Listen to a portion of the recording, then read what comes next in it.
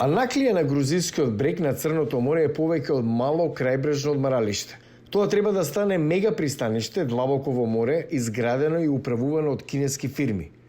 Минатиот месец грузиската влада му додели на кинеско-сингапурски конзорциум удел од 49% во проектот, за кој се смета дека вреди неколку милиарди долари. Најавата беше објавена еден ден откако владата го укина контроверзниот закон кој се смета дека се наклонува кон промосковскиот авторитаризам, што предизвика улични протести. Шпекулациите се мислам дека се добро основани, дека грузиската влада размислува за можноста да ги загуби западните инвестиции и да ги компензира со пари од Русија и Кина. Пристаништето требаше да го гради заеднички американско-грузиски конзорциум, но владата го откажа договорот во 2020. Конзорциумот и владата се обвинуваат меѓу себе. Пристаништето би овозможило на Кина пристап до трговскиот пат кон Европа, што ја заобиколува Русија, која сега е силно санкционирана од Западот по инвазијата на Украина. Но критичарите стравуваат дека проектот би можел да ја остави Грузија во така наречената замка за долг, да не може да ги финансира кинеските заеми што се користат за плаќање на инфраструктурата.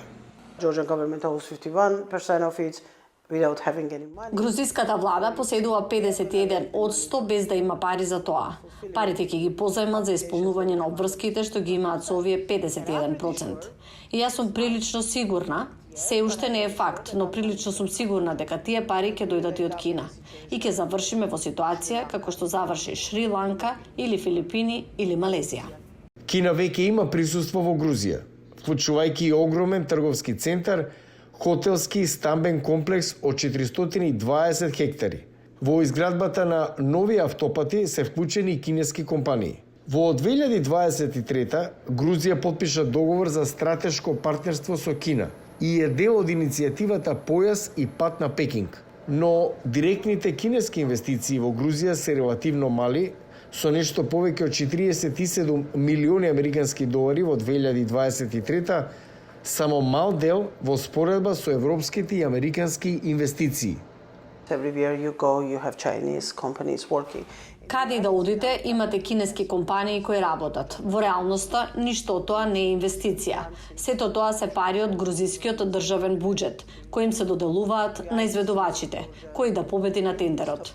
А реалноста за грузиското надавање е дека секој договор кој е над 100 милиони долари, обично го добива кинеска компанија. Грузиската влада вели дека Кина може да стане нејзин водечки трговски партнер. Други повикуваат на предпазливост. Кина и Русија кога прават такво нешто, тие имаат стратегија, сакаат да инвестираат за потоа да имаат политичко влијание и да имаат влијание врз локалната ситуација. И затоа треба да бидеме внимателни со тоа. Грузиската влада негира дека сака да се оттргне од Западот.